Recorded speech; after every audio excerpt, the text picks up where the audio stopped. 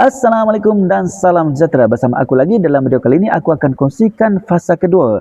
Apa yang perlu kau lakukan kalau kau ingin menjadi seorang YouTuber yang berjaya dan bermanfaat kepada penonton kamu di YouTube ini. Okey, jangan lupa tonton video aku ni sampai selesai. Okey, kita teruskan pelan. Jom. Okey, perkara kedua yang kau perlu lakukan ialah kau harus mengenali penonton kau dengan lebih dekat ataupun dengan lebih rapat lagi. Jadi maksudku macam ni, mungkin dahulu ataupun kebanyakan YouTuber memikir hari ni aku nak buat video apa. Tetapi sekarang kau kena fikir, apa masalah yang penonton kau sedang alami sekarang.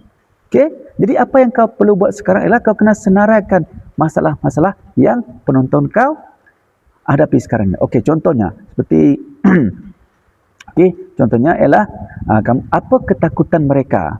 Okey, apa cabaran mereka untuk menjadi seorang YouTuber? Apa lagi? Apa impian mereka? Apa mereka punya kesilapan yang mereka lakukan sehingga menyusahkan mereka untuk menjadi seorang YouTuber yang berjaya. Bukan saja berjaya, malah bermanfaat dekat YouTube ini. Dan apa lagi? Apa lagi soalan-soalan yang mereka sering tanya kepada kamu? Okey, itu adalah perkara-perkara yang kamu perlu senaraikan. Hai, mengapa ini perlu? Sebab jika sasaran kamu adalah seorang YouTuber baru, jadi sekarang ni kamu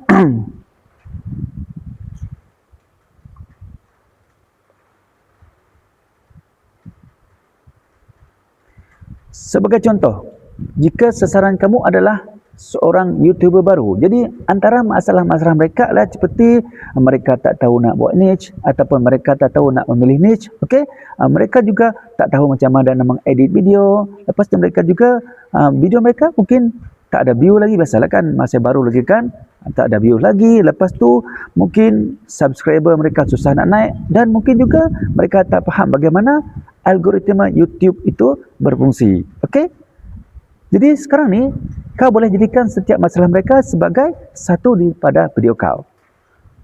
Okey, macam mana? Kalau kau merasakan pengkongsian aku kali ini dapat membantu menyelesaikan masalah kau, jadi jangan lupa kau subscribe, follow, dan yang paling penting jangan lupa share supaya ramai lagi kawan-kawan cinta kat luar tu yang juga menghadapi masalah sama dapat manfaat daripada video aku ni. Okey, kalau kau nak info lebih lagi, jangan lupa jumpa aku di video aku yang selanjutnya. Assalamualaikum, bye bye.